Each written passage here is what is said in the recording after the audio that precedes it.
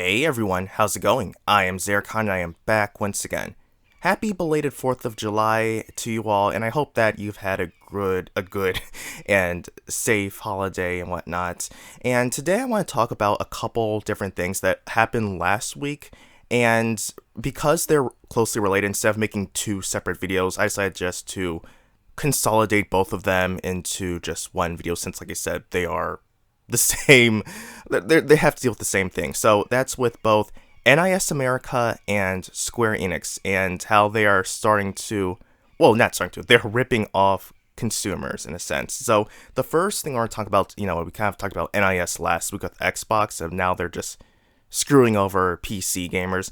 And that's something that Wario64 brought up, is how that NIS is going to update their prices and like double the prices of games that are already out.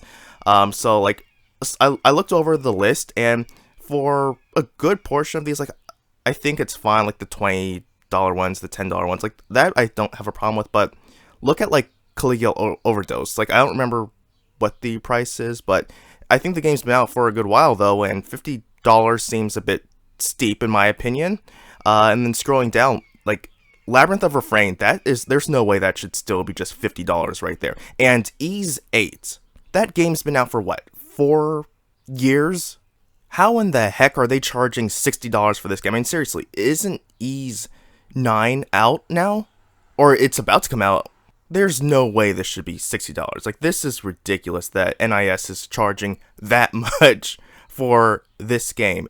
I brought this up in one of the Discord servers that I'm in, and someone said that it's not really a big deal, just use Green Man Gaming, and I agree that key sites definitely get you some great discounts and good deals, but here's the thing though, if someone doesn't want to go to these websites or just doesn't even know about them and just uses the local store, like Steam for example, they're not going to get those discounts, and they're going to be paying more than they should be because of this.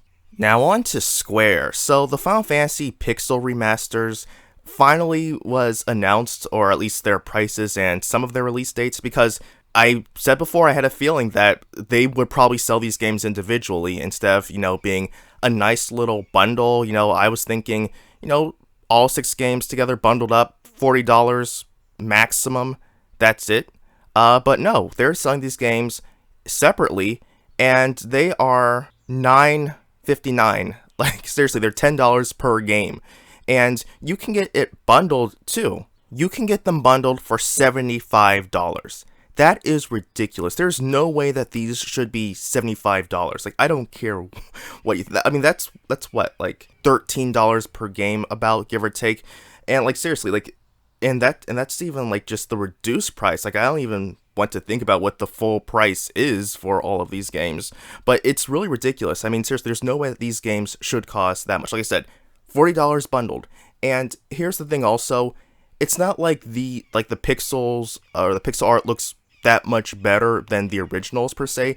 I mean, some of them I've looked at and they either look as good or they look possibly worse than the original pixel art, and some of them looks like a hybrid of both the pixel art and the new mobile version trash that was put out. And the only one I could possibly defend being somewhat worth its price is Final Fantasy 3, because that never got 16 bits art upgrade. It was always just 8 bits Famicom pixel art. So unlike 1 and 2, which got upgrades, or 4 through 6, which already were 16-bit, this was just like original, just 8-bit. It never got that upgrade.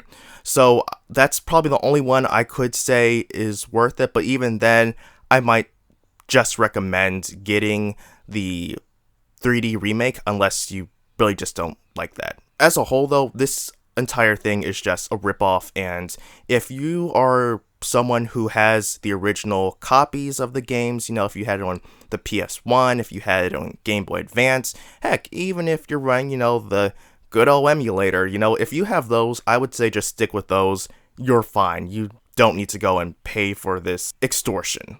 And if you're someone who doesn't have any of those, well, I would still at the very least recommend holding off until a good sale, because I still believe that at $10 per game, that's too much. And even if you look at the bundle, that is definitely way too much. So hold off, don't get these right now. It's not worth it.